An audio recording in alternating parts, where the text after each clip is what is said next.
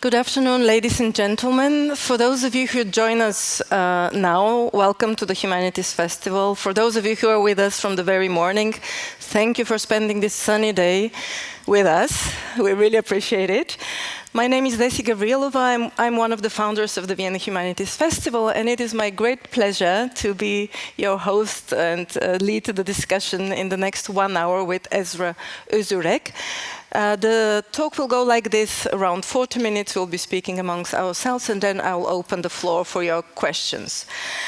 But let me first quickly introduce you really briefly. Esra Özyürek is the Sultan Qaboos Professor of Abrahamic Faith and Shared Values at the University of Cambridge, Faculty of Divinity, that is it is called, and Academic Director of the Cambridge Interfaith Program.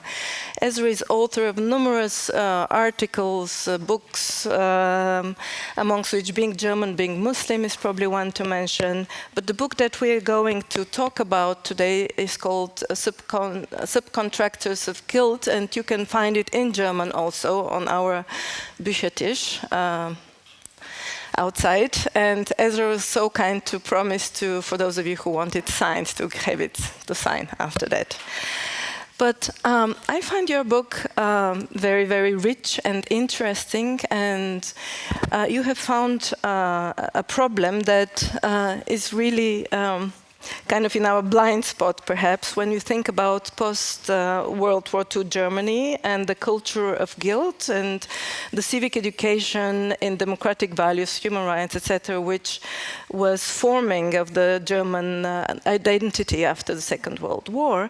And you tell this very interesting story based on a lot of research, field research that you have done, following how this narrative and civic education that goes through schools, but also courses outside schools, run by different foundations, organizations in Germany, in the first decades until around the year 2000, were absolutely not having in the radar the Germans with Muslim background. And around the year 2000, 2001, a shift happened, and they became, in a way, the focus of these educational programs. So, before I ask you to tell us a little bit more about this, tell us about how you came to the topic. Usually when people, I think you mentioned this in one interview, people suppose you come from Germany, that you are German with a Turkish background, but you're not actually. You were educated in Turkey, in the US, now teach in Cambridge. Yes. How did you come to this topic? Okay. Yeah, we can think about a couple of ways in which I came to it. I went to Germany before to work on another book. That is what you mentioned, Germans who convert to Islam. And there I looked at tensions between race and religion, nationality and religion, you know, what are the conditions in which people can convert to a religion, in what ways it is accepted, it is not accepted. So as I was thinking through it, how Germans become Muslims and how cannot they be. At the background, I was always thinking about, obviously it is not the same thing, but metaphorically, how can Muslims become Germans? Can they be? And I was asking it to everyone, and people were saying, no, they cannot be, that's really difficult, they never accept us, this, that. As I was thinking about it, this is year 2005, 2006, there were already discussions of both Muslim anti-Semitism that came into being at that time, and also there were lots of programs for Holocaust education for Muslims. So that also took me by surprise. I was like, how can you have Holocaust education for a specific group? Then what is going to happen? Do you have Holocaust education for Vietnamese? Do you have Holocaust education for Nigerians, you know, in Germany? What happens if one parent is Nigerian, the other is, you know, Vietnamese? What is going to happen? And I started going these programs, and there I realized, okay, this is what it is, actually. The foundational element of Germanness after the Second World War is that Germans learned from the Holocaust, took it on their shoulders, and through that they became, you know, democracy, tolerance, you know, the Germany that we know. then, in these programs, Muslims are given the same values, and then the idea is that they will also become like Germans. But in these programs, I have seen that through separating them, putting them in a corner, giving them Muslim educators, telling them also a little bit of a different story, a parallel story that Germans learn. I'll come to it. I felt like, actually, this is not an integrative project. Out of this, people will not come out and mix with the society, but rather the idea is, let's put you problematic guys in a corner, you hang out among yourselves, and you have these problems, you're anti-Semitic, you're sexist, you're homophobic. You deal with them among yourselves, and then if you overcome them, maybe we will let you mix with us, but we actually will never, So like that became quite apparent to me. And also I was really struck with the story that they were being told. Like I say, a parallel story. So the story that we know in Germany, I'm simplifying, I'm making it a little bit caricature of it, but Germans were anti-Semitic, Nazis came to power, they they tried to exterminate Jews, and out of that, they learned their mistakes, they came to terms with it, they came to terms with it in their own families, they taught about, Nazi grandfathers, whatnot. They also taught a lot about, fewer Germans who tried to rescue Jews, who had sympathy towards them, or who empathized with them. And a lot of Holocaust education in the Western world is about those two concepts, both accepting the guilt, but also thinking about people who were able to show empathy, and then through their examples, let's learn and let's be like them, right? Like in a small nutshell, this is Holocaust education, especially in the West. So in the Holocaust education programs for Muslims, I have seen the same story, but like with a different genealogy. So there was a lot of emphasis on how they were also anti-Semites and how their ancestors also collaborated with the Nazis. So if there are Arab students, for example, there will be a lot of emphasis on the Mufti of Jerusalem, who collaborated with the Nazis. But at the same time, he was not Hitler, right? So like we need to think about the differences as well. But in these programs, he is taught as if he is the Hitler. And also there is emphasis on Arab saviors of Jews. So it is, and then if it is Turkish students, then there will be an emphasis on how Hitler was inspired by Atatürk, what kinds of anti-Semitism exist in Turkey, what kind of Turkish people saved Jews. So in a way, there are these parallel stories are made, and I felt like this is quite interesting, but also at the same time, even in these programs, do not accept these people as Germans. These programs are not about bringing them together, but it is also about separating them. And then also imagining them as if they are like Nazis, or as if they are like the past of Germans. And they need to walk through the same steps, they need to learn, and if they learn, then they can become part of the society, but at the same time, they never will be. And why do you think at this point, at the beginning of the 2000s, the re-education, so to say, civic re-education, Holocaust guilt re-education of the Muslim Germans came into prominence? Right. Why then? Yeah, I think so many factors came together. I think one of the most important ones, obviously, unification of Germany, and then Germany then coming to a place of, fully accepting the guilt of and the responsibility of the Holocaust, making it a state ideology. When it started in 1980s, it was more civil society organizations who were pushing it.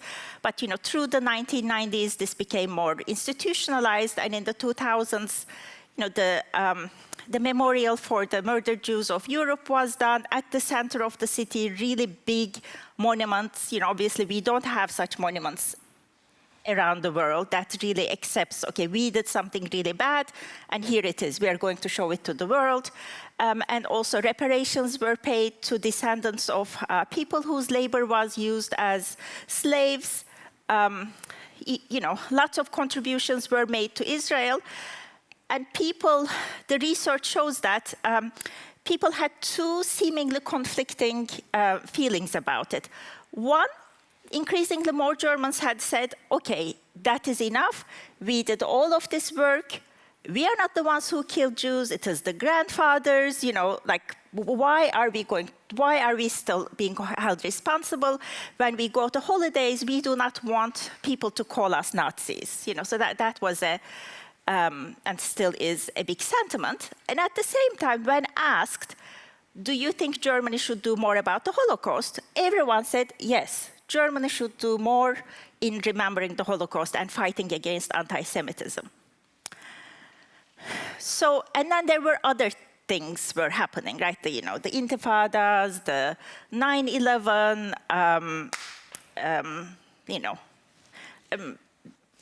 we can think about, maybe you guys can add also lots of other factors into it.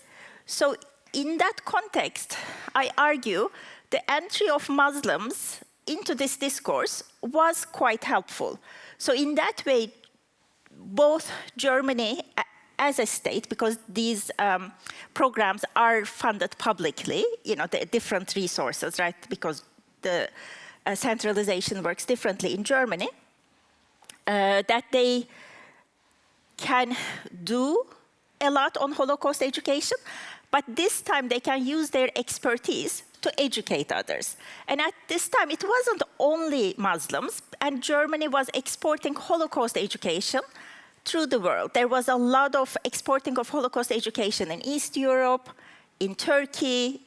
There was the sense that we figured this out. Now we know how you can come from a bad past, but we figured it out. Like, you learn from it, and then you become better. There was also a lot of writing, like there are a lot of statements like that. Now we are better than others, because we made this big sin, we committed this big sin, and we learned from it. So it's a little bit of a Christian narrative as well. So I feel like, Muslims became very convenient. Mm-hmm. But just to imagine the scope, out of all, do you have an idea, out of all these programs that are existing in Germany in these years, beginning of the 2000s up till now, what is the percentage of the programs that focus only on Muslim Germans? Is it really a very central trend, or is it a marginal one? I would say so. I trace the monies that are dedicated to it, but it is not in my mind. But the German government started dedicating money to, these are sister discourses, and they take different positions, in politics. We can talk about it. Anti-Semitism prevention for Muslims and Holocaust education for Muslims.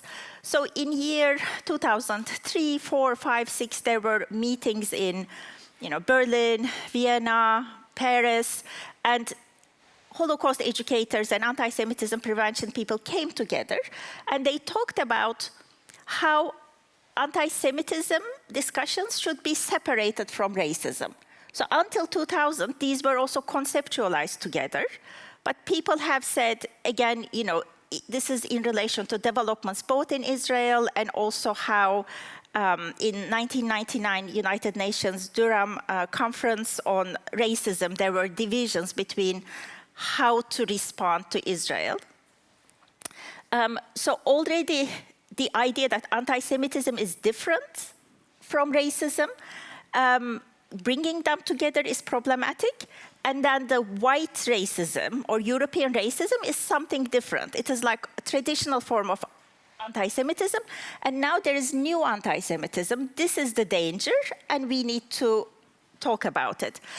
Of course, in the beginning of 2000s, there was also this right-wing, now it came back, anti-Semitism also. Okay, so then German government started to invest money in this. So at the beginning of 2000s or late 1990s, there was a lot of money being devoted to fighting racism in East Germany.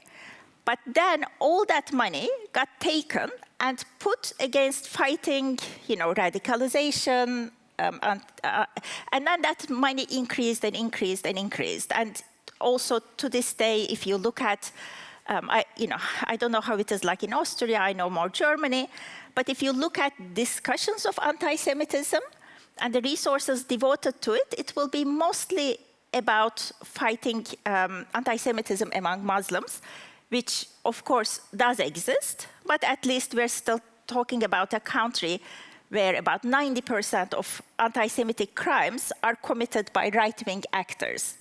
So the numbers don't match. Which are white Germans, not with Muslim background. White Germans. Now there is a lot of education of the police in Germany in spotting anti-Israel motivated anti-Semitism as anti-Semitism. So the definition of anti-Semitism is also expanding and changing. Then in that also becomes coded, as anti-Semitic acts by the police. But I'm also realizing that there is also some tension around it. What were the differences? You mentioned Eastern Germany, between Eastern Germany and Western Germany in dealing with the Holocaust guilt and past. And did this result, the difference that there was in different policies also in the 90s and after that? Can you see a difference in this civic re-education programs, East and West? Yeah, so East Germany and West Germany dealt with the memory of the Holocaust differently.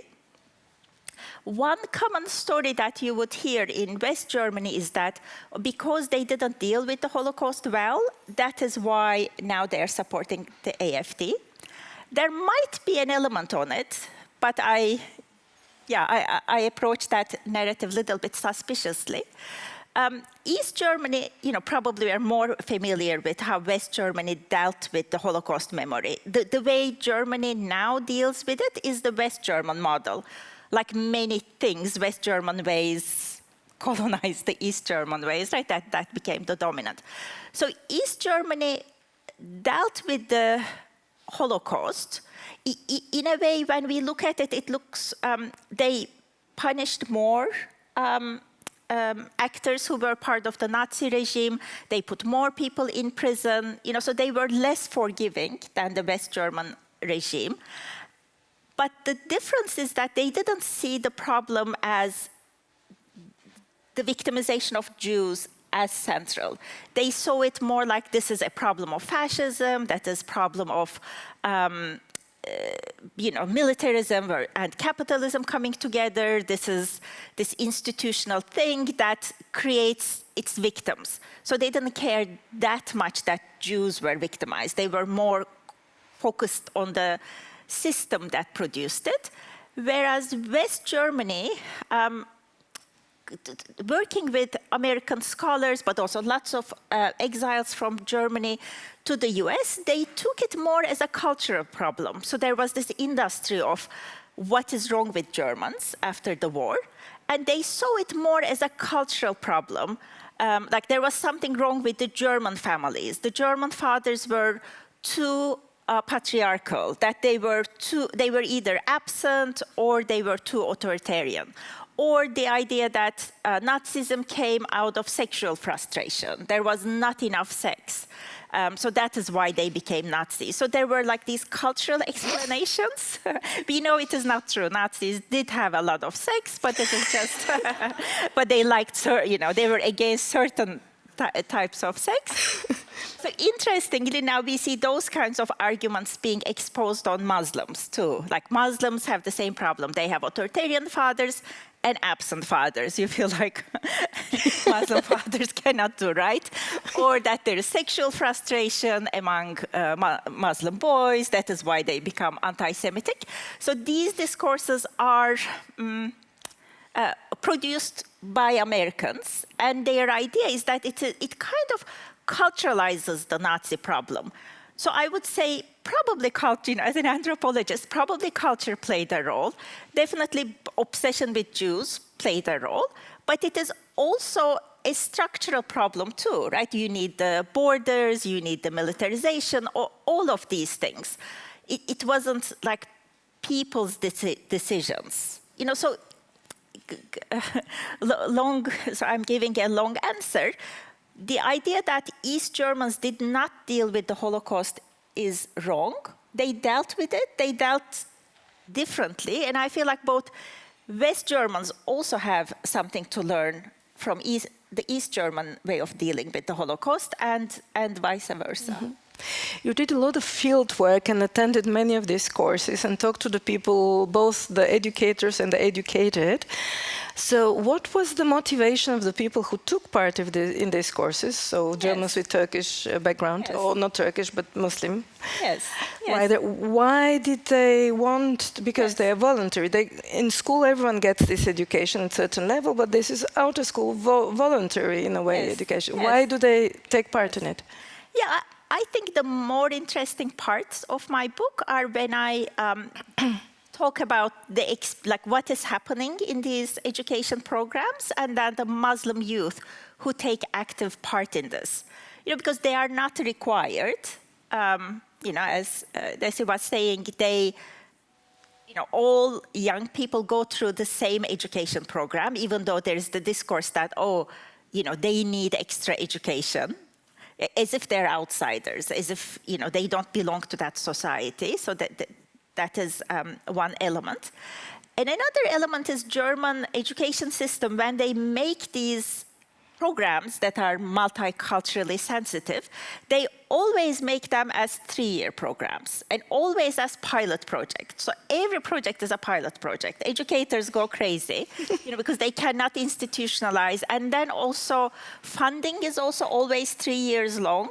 So that is also partly I thought about subcontracting. So there is educating the mainstream society is a stable job that you can, like being teacher is a good job in Germany. You can retire, you have, extra benefits.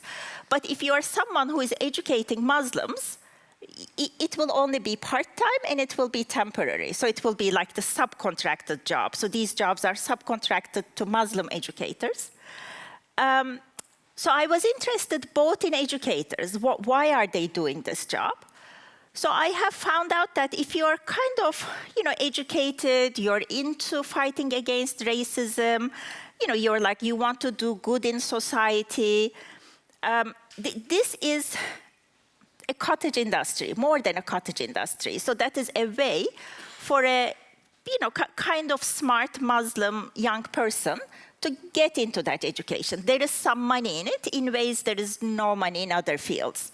And they cannot, for example, get the full-time jobs in youth education. Those jobs are reserved more for white people. Yes, and then talking to them, I have also seen that they really are concerned with racism. They really are concerned with anti-Semitism. They really are really troubled by the Holocaust because they live in a racialized society. Things like they know that they cannot go to nightclubs. The only place they can go is the shisha bars. And then they know that when they go to shisha bars, then they will be challenged there. Like their everyday life is racialized. They can't stop by police at any time while driving. Getting jobs is difficult. Moving to certain neighborhoods is difficult. So they know how racism works. And then they say, we exactly understand how anti-Semitism happened and how it grew. And we want to live in a society neither happens. So and I did research in Duisburg. That was really interesting. They did, for example, where Turkish population lives heavily is in a neighborhood where Jews used to live. So they made, they mapped these things out. They said, okay, here's what I live. And in my neighborhood, in my apartment, there were Jewish families were living. And they really felt identified with these people. They really imagined how it would be like. lost my train of thought. You're giving an example of some of these programs, which are, you call them sort of a shock therapy of going to Auschwitz visits, and about the wrong reactions that some of these Muslim boys and girls were getting, and not exactly what their educators were expecting. So can you a little bit elaborate on that? Yeah, probably one of the most powerful ideas in the book is this, like having the wrong emotions for the Holocaust. Because all educators, Holocaust educators, I say white educators,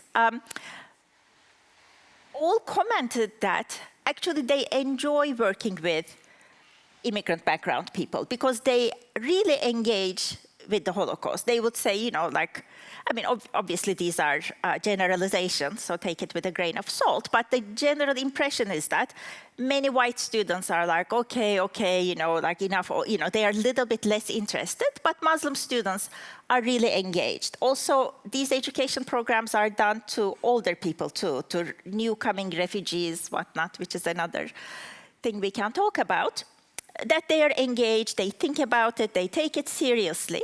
But at the same time, they take it so seriously that they say things like, oh, wow, if this happened now, this would be us. Or they say things like, I feel scared. You know, so when people say, I feel scared, educators get really angry. And they tell them things like, why are you here then? You know, you should leave. If you feel like that, why don't you go to your country? You know, even though this is their country. So there, I developed the sense that, I mean, you know, if you look all the Holocaust education writing, why Holocaust education happens in the world, it says so that people develop empathy with the victims. Okay, so this is exactly what empathy is, right? Like you put yourself in the position of the person and then obviously you feel scared. How else would you feel if you put yourself in the position of a Jewish victim? But then through other examples too, I got the sense that what is expected of Muslim immigrants learning, or immigrant background people learning about the Holocaust, is that they also empathize with white Germans. They empathize with all this learning they did, all this path they covered, and that's how they became better. You know, so not put yourself in the place of the Jewish victim necessarily, but put yourself in the position of the white German, you know, descendants of perpetrators who have learned from it. Appreciate their effort is what I have understood. And then your thing about, Auschwitz as shock therapy. So these, in order to teach them about anti-Semitism, people are taking to Auschwitz. So I was a bit curious about that. So in some ways, I mean, now it is like a, you know, international global pilgrimage place, right? You know, it is, you know, there is a lot of work about people go there for different purposes. Jews from around the world go there, you know, for another purpose. And then German Muslims are taken there for another purpose. And I have also found lots of examples. For example, in the UK, I forgot there was this football club that was having anti-Semitic chants, so they are taken there. Or sometimes you'll have rappers who have said anti-Semitic things, they are taken there. So there is the idea that if you take people to Auschwitz, that is the like last resort, you will be shocked, and then you will get rid of your anti-Semitism, which I find as, culturally an interesting thing. And when I went there with lots of Muslim groups. You know, it has been, you know, for a lot of people, going to Auschwitz is a very emotional experience for me and also for these youth as well. So one of my, you know, like, there would be cries, you know, and then sometimes they would encounter Israeli groups that are coming. Lots happens. But one thing that really stayed with me is that at the end of Auschwitz I, if you have been, there is a place where there are family pictures of Jewish families before the war. They're like kind of small photographs in the way photographs were done. And the youth spent a lot of time looking at them. And then they said, wow, look at these people. They look like us. You know, like they're a bit darker, they look German, but they look a bit different. Look, they have their, you know, obviously those days photographs are, you know, during bar mitzvahs, during weddings. Look, they have their rituals. They are really like us. And then they said things like, wow, look, this girl looks like my sister. And one of them said, I feel like if these people have stayed here, we would be friends maybe. Maybe I would find it easier to get along with them. Like we would really understand each other to live in a country where you're racialized, turned into other.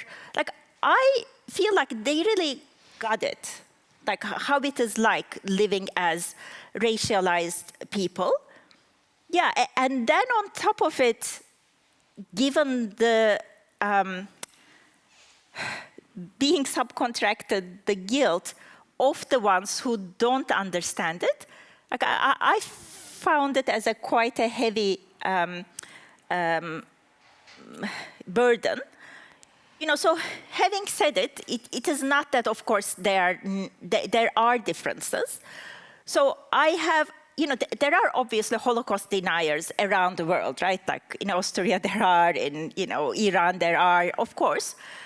But in my many interviews and observations, in Germany, among Muslim youth, I didn't encounter people who say, oh, Holocaust didn't happen, or it is good that it happened. You know, there is, even if it exists, this is no way a dominant view. Obviously, there are differences, major differences in the way they approach Israel, the, you know, treatment of Palestinians. In that, there is major differences. But in relation to how approach to the Holocaust, I would say, yeah, there is no dismissal of the Holocaust. Mm-hmm. You're talking also in the book how this Muslim Germans' anti-Semitism is conceptualized within these educational programs as kind of without looking at the current political developments in the world, but rather rooted either in the patriarchic structure of the Muslim family, somewhere deep there, and have nothing to do with what is happening in the world. So I wanted to ask you, how is, for example, the situation in Gaza, do you think now, changing these educational programs, or also the feelings of these people that you were observing? Your study was, the fieldwork was done before. Yes, before. But still. Right. Yeah, so I would say things have changed quantitatively, but not qualitatively. Similar discourses were existent.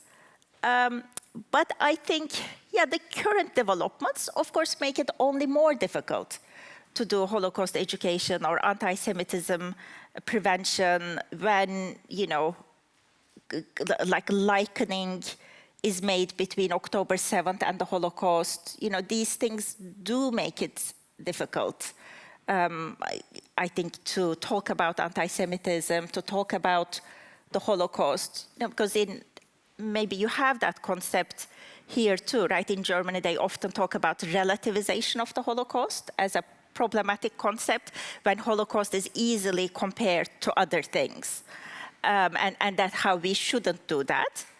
You know, I think there are two sides of it. Of course, it shouldn't be relativized, it shouldn't be cheapened, but at the same time, you know, there are things, you know, genocides have similar characteristics. We should be able to compare them.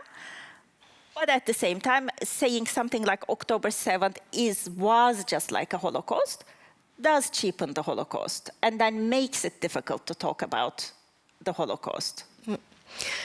Do you think that this shift that your book is about in the education on German, post-war German guilt signals a new stage in this civic culture of Holocaust guilt in Germany, namely that a stage where the Germans, as you said, that are already second, third generation, say, okay, we are now free of the guilt and we can finally be openly proud to be Germans. this kind of emancipation of the Germans that, okay, we can be still even proud. Right. Do you think that there's something about that as well? Right. I feel like this shift has been happening. As I said, in Holocaust education, there is a tension. How are we going to approach this issue? Are we going to approach it as Holocaust is unique? You know, never again. What is never again? Is never again that Germans never kill Jews again? Is it that Jews will be safe? You know, Jews will never again be unsafe? Or is never again a dominant group will never again, you know, oppress, kill, commit a genocide to a minority? So that is the choices that we have. For example, during the Bosnian genocide, Germany took a position saying, this is a genocide, we believe in never again, so we are going to go and intervene in that. But now it looks like it is more the German never again is now we will make sure that Jews will never be not safe. So I feel like that direction became more, you know, with Angela Merkel saying, for example, you know, the safety of Israel is the German Staatsräson. You know, so it is, I feel like now at the moment, that is the basis of Holocaust education. Rather than a more universalist approach, more a very specific understanding of it. Mm-hmm. I would like to open now the floor for questions. So please wave. There will be a microphone coming there. Questions? There is one here on the first row.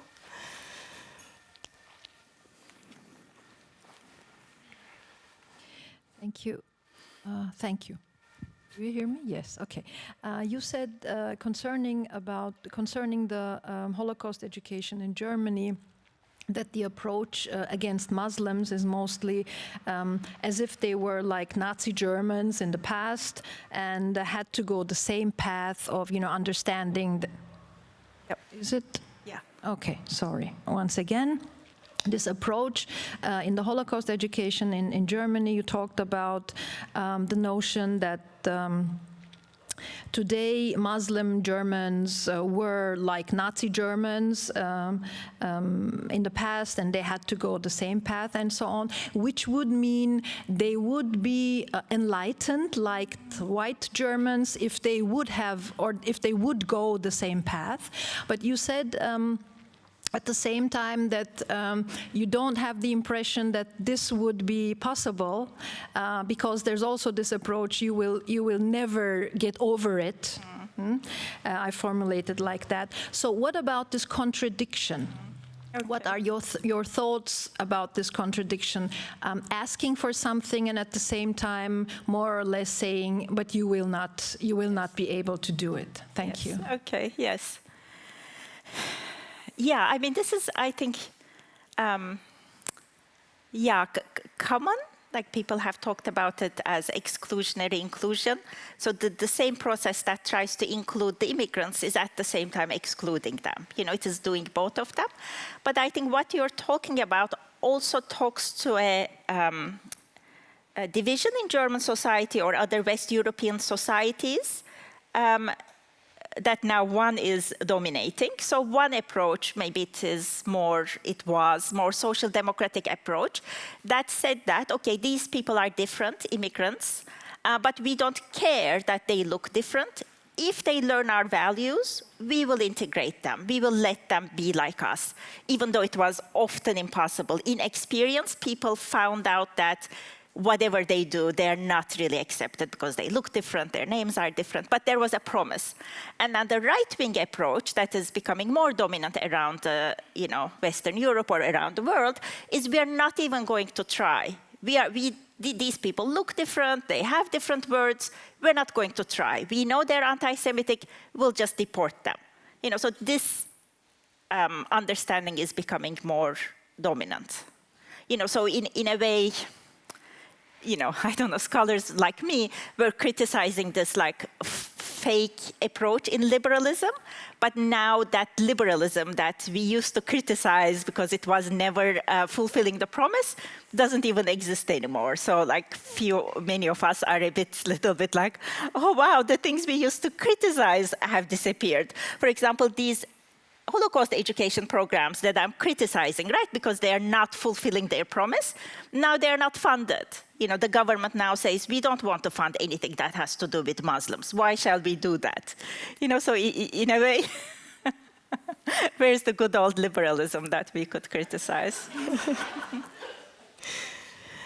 Questions? Yeah.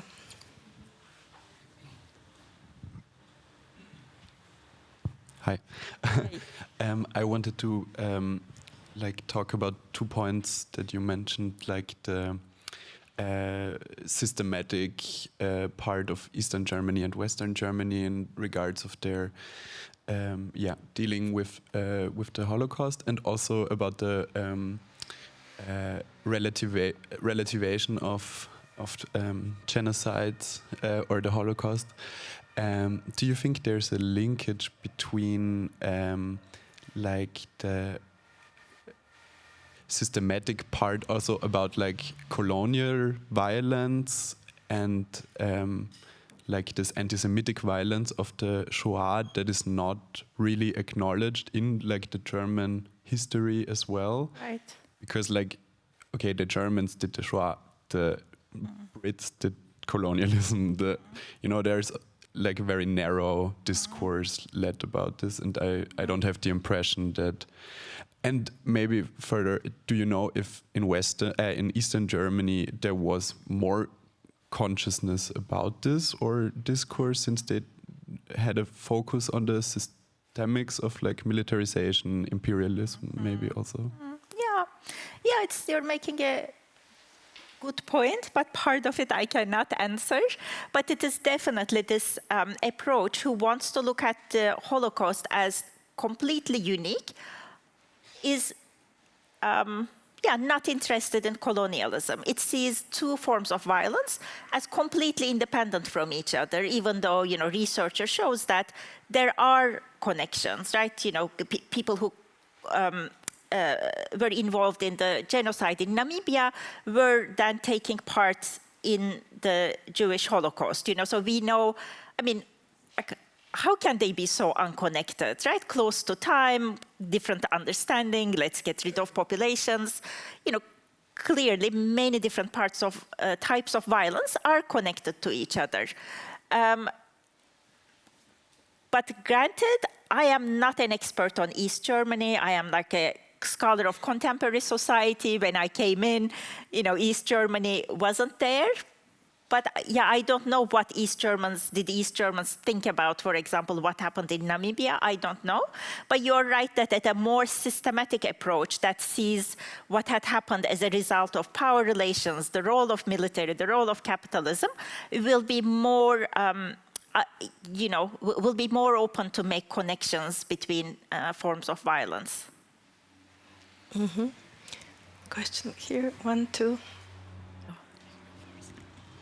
Should I go ahead? Yeah. Okay. So this official declaration of the purpose of the state by Mrs. Merkel in this case, doesn't it also pose a problem for integration into the nation, not just of Muslim immigrants, but of autochthonous people of more recent generations? Because after all, it imposes, this has been a criticism, a sort of, a purpose means that basically anything that goes beyond or is aside of that purpose, that contradicts it, is also in a way liable to be censored. What does this declaration then mean for, the forging of a civic nation, which has to be done permanently, right? Right. Yeah, it can be a problem for immigrants. It can also be a problem for, non-immigrant German people too. So the concept of Staatsräson already takes us outside of democracy, right? You know, like, why should there be a state reason of the state that is beyond us, that is beyond people, right? The kind of democracy Germany has been promoting since the end of the war is this total commitment to democracy. Why should there be a secret reason of the state? So that already carries us to an undemocratic place, regardless of what it means for immigrants versus non-immigrants. So in that, I find it problematic. You know, like, I come from Turkey, a country where so much is done in the name of the reason of the state that some people know that, you know, regular citizens like us have, you know, cannot even talk about these things. So I very well know the kinds of places such arguments can take us.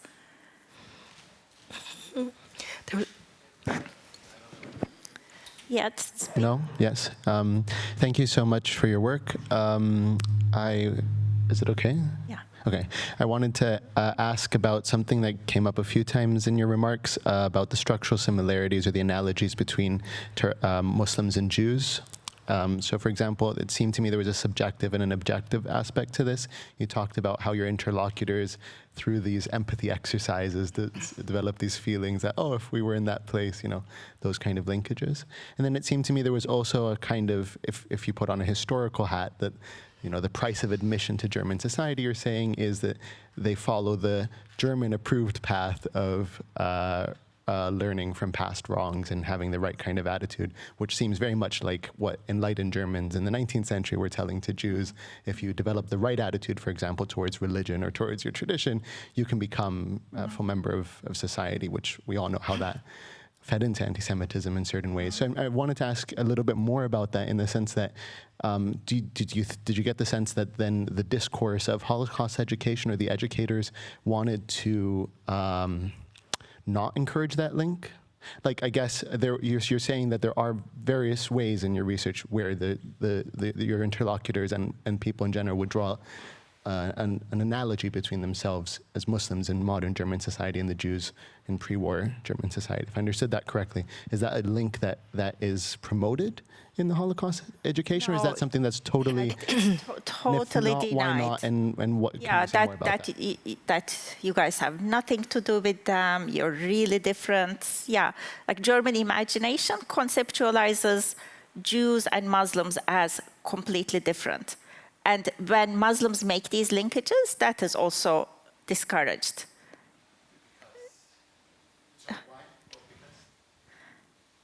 Well, because in German imagination, they were racists, they did horrible things, it ended, now they learn the lessons from it.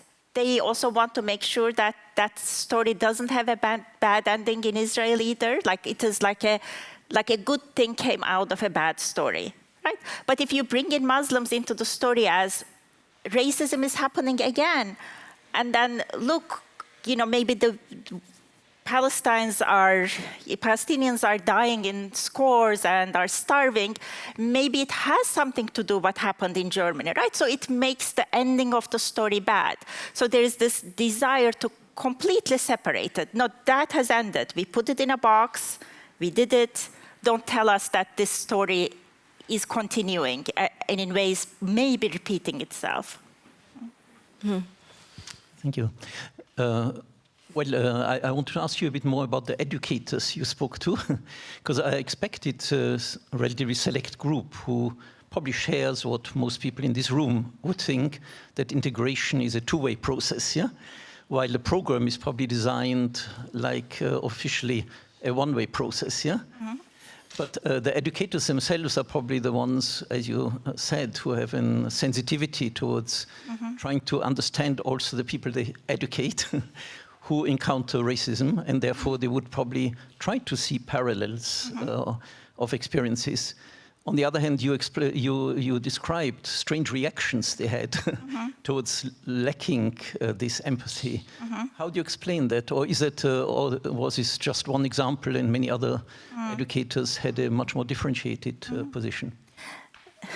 I mean, I know this is quite simplistic, but there are some, let's say, older white educators they usually are people who want to fight against racism, who want to empower Muslims. You know, they're sympathetic to Muslims. Otherwise, why are they working with, you know, like poor, marginalized Muslim communities?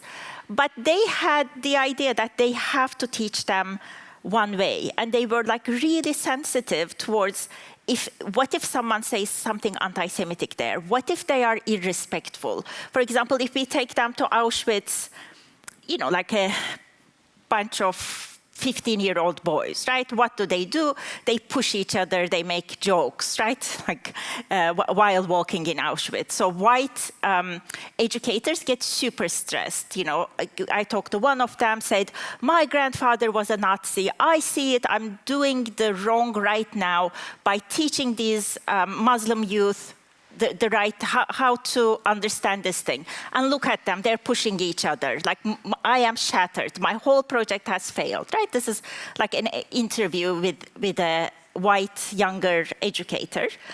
And then the, you know, Muslim educators, they had the idea that, well, it's okay if they push each other around a little bit. They're 15-year-olds, we brought them here, you know, at night they cry, they really engage with these things. But this is how they are. I'm going to, you know, deal with that. I will also say, look, you know, there are people buried under your feet. You know, be respectful, but not take it as like, oh, you know, my project has totally failed. So the Muslim educators, they take so many awards. I mean, in Germany, there are lots of awards. Maybe in Austrian society you have too, but I don't know, maybe 100 awards every year with also names of people who stand against Nazism. So a lot of those awards are given to Muslims who are fighting against anti-Semitism. So I met a lot of those people. A lot of them aim to first talk about anti-Semitism. That is how you get awards. If you only talk about Muslim anti-Semitism, you don't get awards in Germany. But if you talk about anti-Semitism, you will be recognized. There will be programs. Newspapers will talk to you, and then after that you can bring up anti-Muslim racism. Right? They also use it as a way to talk about contemporary racism. I don't think they are doing it as, haha, you know, I will fake them, I will get the scene and I'll talk about anti-Muslim racism, but because they do see them connected. So I would say that is their motivation. Mm-hmm. Are there any more questions? Yes, please. Hello, can you hear me? Yes. Okay. Thank you so much for this very interesting talk. So I wanted to get back to something that you kind of like hinted at, but like didn't really elaborate on, and that was 9/11.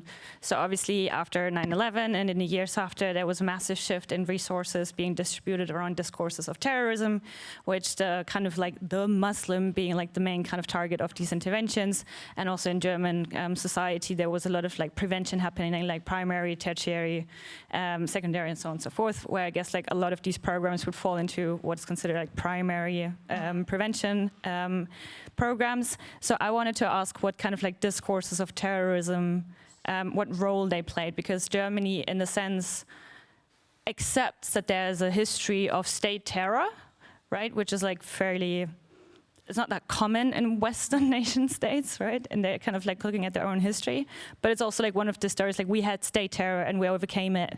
But kind of like terrorism plays a very prominent role also in the self kind of like conceptualization of their own history. So I wanted to ask what role it plays in like this shift that you... Yeah, it's interesting. I have to say I didn't see that connection in terrorism prevention. I don't think there is a reference to Nazi state terror, but links are made in relation to anti-Semitism. And my feeling is that obviously 9/11 played a role, also, you know, reunification of Germany played a role. But I think it's also a lot of embarrassment. This language comes up a lot if you look at newspapers.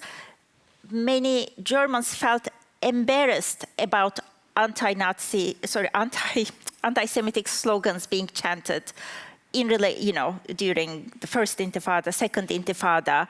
Like, it really also took them as a shock. So how is it that you have Israeli flags being burned, right? You know, like instead of looking at it about a contemporary something that is not working in the Middle East, it immediately took them to their past. Oh, this is like Germany before people are saying anti-Semitic things. So that is how I feel the link, like the past is too alive to understand the present as in the present. But the other link that you're talking about is interesting. I didn't think, I'll definitely think more about it. Mm-hmm. There is a question, probably last, yeah. Thank you very much for this lecture. There is a saying in Germany that is in Germany to say, I think this Broder was saying that, die Deutschen werden den Juden den Holocaust nie verzeihen. This is very interesting. Maybe you can translate it. The Germans will never forgive the Jews the Holocaust, but more or less. Yeah. I think many Germans, or Austrian also, they feel guilty, and the amount of Muslims coming into these countries now, they feel that like a punishment, eine Strafe. To have a Strafe, they are bestraft by their immigration of Muslims for that what their father or their grandfather has done in the Third Reich. Right. It's interesting, but I feel that in Germany and in Austria too. Yeah. Yeah, obviously it's interesting. Obviously human psychology plays a role. But as an outsider to German society, you know, and also granted, I didn't say that, you know, I'm Turkish, I'm naturalized in the US, now I live in the UK, all countries with horrible pasts and not apologized, that I still really appreciate Germany took responsibility, so I don't want to look like, you know, I don't recognize it. But I mean, I went to Germany, you know, to appreciate how they have learned from their past. I wanted to learn from them. But I have realized that there is such a self-centered approach to it, right? You know, oh, it is about my guilt. Now I'm again being penalized for my guilt. You know, this is so self-centered that it doesn't allow them to see and understand the world as it is unfolding now. You know, I want to say you guys did great, you know, like you did awful, but then you were doing really good. Now just like shake yourselves. It's not everything is about you, but like try to understand it a little bit bigger. It's about oppression, inequality. We can approach it in different ways. Things have different sides. You know, you guys are capable. That's what I want to say to my German friends. Please join me in thanking Esra Özyürek for this wonderful talk. Thank you.